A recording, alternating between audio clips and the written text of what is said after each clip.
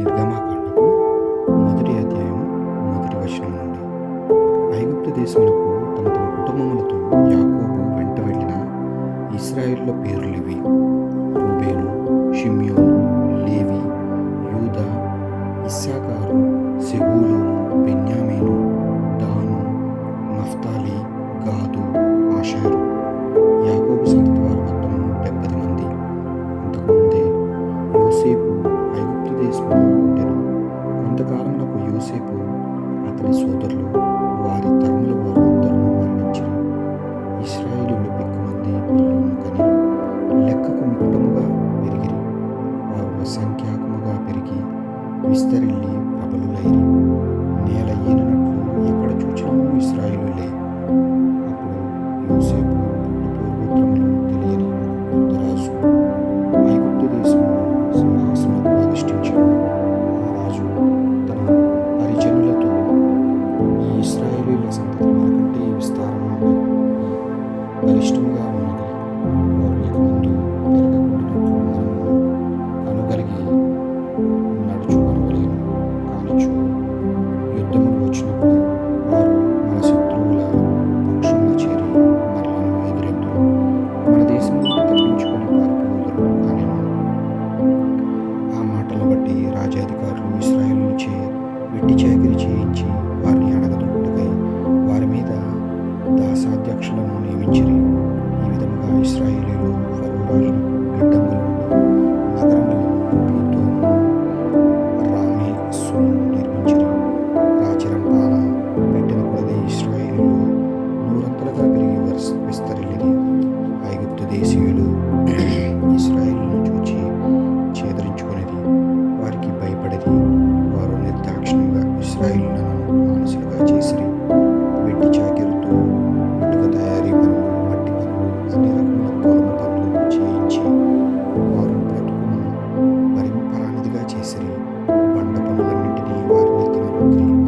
తరువాత ఐగుప్తు రాజు షిఫ్రా పూవా అను హెబ్రీయుల మంత్రసానులతో మాట్లాడెను. అతడు వారితో, మీరు హెబ్రీయ స్త్రీలకు కాన్పు చేయనప్పుడు వారికి ఏ బిడ్డ పుట్టును కన్ను వేసి ఉండుడు. మగ పిల్లవాడైనచో వెంటనే చంపుడు, ఆడపిల్ల అయినచో ప్రాణములతో వదులుడు అని చెప్పెను. కానీ మంత్రసానులకు దైవభీతి కలదు. వారు ఆజ్ఞలను మీరిరి, పుట్టిన మగపిల్లలను చంపరైరి. అందుచేత ఐగుప్తు రాజు మంత్రసానులను పిలిపించి, మీరు ఈ పని ఎలా చేస్తిరి? మగపిల్లలను ఎలా ప్రాణములతో వదిలిరి అని అడిగెను. వారు, ప్రభు, హెబ్రీయ స్త్రీలు ఐగుప్తు స్త్రీల వంటి వారు కారు. వారు మిక్కిలి సత్తువ గలవారు, మంత్రసాని రాకముందే సులభంగా ప్రసవింతురు అని చెప్పిరి. దేవుడు ఆ మంత్రసానుల పట్ల కనికరము చూపెను. ఇశ్రాయేలీయులు అంతకంతకు పెరిగి మిక్కిలి ప్రబలిరి. మంత్రసానులు దేవునికి భయపడిన వారగుటచే ఆయన వారి వంశములను కూడా నిలిపెను. అంతటి ఫరో రాజు హెబ్రీయులకు పుట్టిన మగపిల్లలను నైలు నదిలో పారవేయుడు, ఆడపిల్లలు మాత్రమే బ్రతకనిండు అని తన ప్రజలను ఆజ్ఞాపించెను. 2వ అధ్యాయము. లేవి తెగవాడు ఒకడు ఆ తెగలోనికి స్త్రీనే భార్యగా స్వీకరించెను. ఆమె గర్భవతి అయి ఒక కొడుకును కనెను. ఆ తల్లి బంగారం నుండి ఒక బిడ్డను చూచి మురిసిపోయి వానిని 3 నెలల పాటు ఎవరి కంట పోకుండా దాచెను. ఇక ఆ తరువాత ఆమె తన బిడ్డను మరుపలేకపోయాను. కావున ఆమె ఒక జమ్ము బిడ్డను సంపాదించి దానికి జిగటమును పోసి పాలు పోసెను. బిడ్డ నుంచి దానిని నైలు నది నీటి అంచున జమ్ము దుబ్బల నడుమ ఉంచెను. ఆ శిశువునకు ఏమి జరుగునో చూడదలచి వారి సోదరి బిడ్డను కొంచెం దూరముగా నిలుచుండెను. ఫరో రాజు కూతురు జలక్రీడలు ఆడుటకై నదికి వచ్చెను. ఆమె చిలుకతో నది ఒడ్డున తిరుగాడుచుండిరి. అప్పుడు ఆమె దిబ్బల నడుమ ఉన్న బిడ్డను చూచెను. దానిని తెచ్చుటకు తన బానిస పిల్లలను పంపెను. రాజపుత్రి ఆ బిడ్డను తెరిచి చూడగా ఏడ్చుచున్న అందు కనిపించెను. ఆమెకు అతని మీద జాలి పుట్టినది. ఆమె, వీడు హెబ్రీయుల బిడ్డడై ఉండును అని అనెను. శిశువు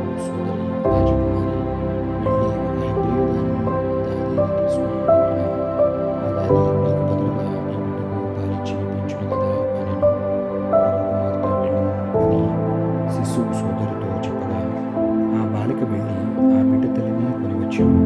అంతటా ఫరో కూతురు ఆ తల్లితో, ఈ బిడ్డను తీసుకుని వెళ్ళుము, నా కొరకు వీనికి పాలు ఉడవును, నీకు జీతము ముట్టినట్లు చూచును అని చెప్పాను.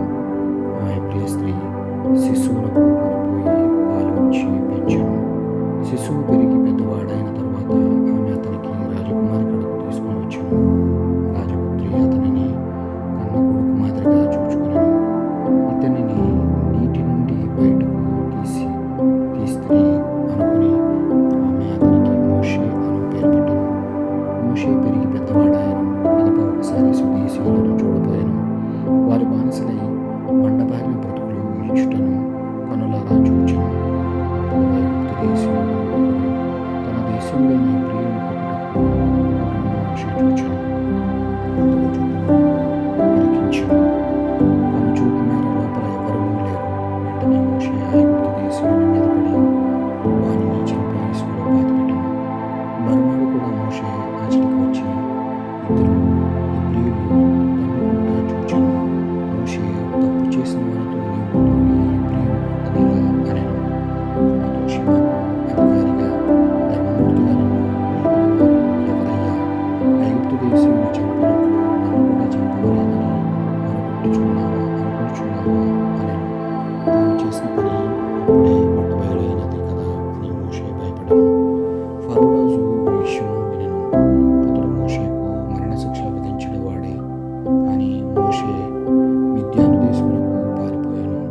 ఆ దేశమున అతడుగా బావి వద్ద కూర్చుండెను. మిద్యాను దేశపు యాజకునకు 7 కుమార్తెలు కలవు. వారు అదే సమయమున నీళ్లు తోడుకుంటూ వచ్చిరి. తమ తండ్రి మందలకు నీళ్లు పెట్టుటకై తొట్లు నింపిరి. కానీ కొందరు గొర్రెల కాపర్లు వచ్చి ఆ యువతలను తరిమివేసిరి. మోషే వారి తరపున నిలిచి వారికి బదులుగా తానే వారి మందలకు నీళ్లు పెట్టెను. అంతటా 7 ఆడపడుచులు తమ తండ్రి రఘువేలు కడకు తిరిగి వెళ్ళిరి. అతడు, నేడు ఇంత విందలపడని ఎట్లు తిరిగి వచ్చితిరి అని కుమార్తెలను అడిగాను. వారు, ఐగుప్తు దేశీయుడొకడు గొర్రెల కాపర్ల బారి నుండి మమ్ము కాపాడెను. అతడే మాకు బదులుగా నీళ్లు తోడి మందలను పోసెను అనిరి. రఘువేలు, అతడు ఎక్కడ ఉన్నాడు? అతనిని అక్కడనే ఎలా విడిచి వచ్చితిరి? మనతో పాటు భుజించుటకు రమ్మనుడు అని కుమార్తెలకు చెప్పాను. ఈ విధముగా మోషే రఘువేలు వద్ద కుదురుకొనెను. అతడు తన కుమార్తె అయిన సిఫోరాను మోషేకిచ్చి పెళ్లి చేసెను. ఆమె ఒక కొడుకును కనెను. మోషే, నేను ఈ ప్రదేశమున పరిచితుడుగా ఉన్నాను అని అనుకుని ఆ బిడ్డకు గెర్షోము అను పేరు పెట్టెను. ఏండ్లు దొరికిపోయినవి. ఐగుప్తు దేశ ప్రభువు చనిపోయాను. ఇశ్రాయేలు బానిసతనమున మునుగుచు సహాయం కొరకు ఆక్రందించిరి. వారి ఆక్రందనను దేవుని చెవిన పడెను. దేవుడు వారి మూలుగు వినెను. తాను అబ్రహాముతోనూ ఇస్సాకుతోనూ యాకోబుతోనూ చేసుకున్న ఉడంబడిక గుర్తు తెచ్చుకొనెను. దేవుడు ఇశ్రాయేలుల దుస్థితిని గాంచి వారిని కరుణించెను. 3వ అధ్యాయం. మోషే తన మామయు మిద్యాను యాజకుడకు యిత్రో మందలను మేపుచుండెను. అతడు అరణ్యమున అవతలకు మందలను తోలుకొని పోయి దేవుని కొండ హోరేబు కడకు వచ్చెను.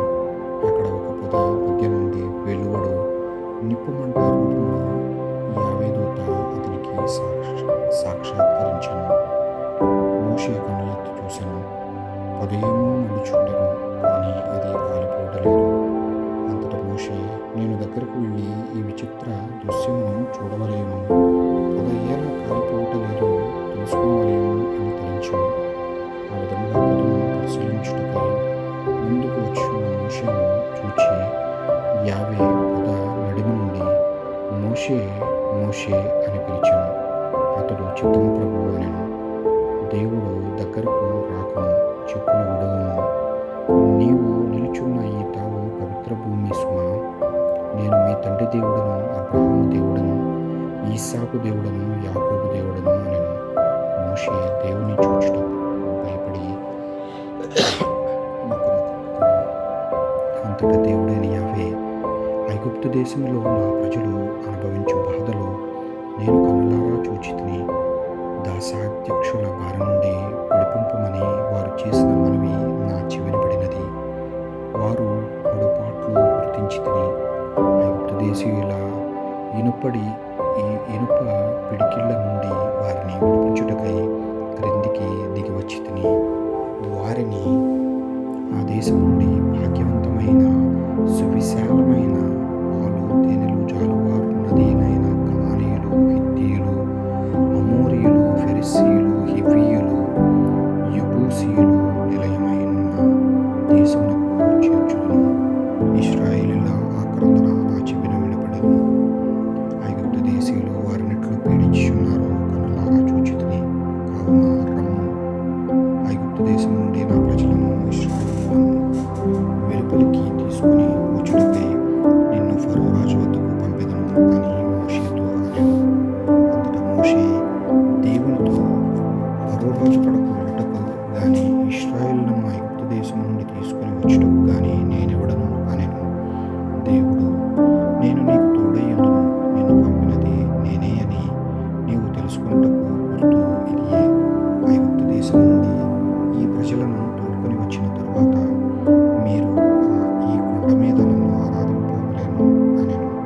అప్పుడు మోషే దేవునితో, అయినచో నేను ఇశ్రాయేలు దగ్గరికి వెళ్ళి మీ పితరుల దేవుడు నన్ను మీ కడకు పంపినని చెప్పవలెను కదా.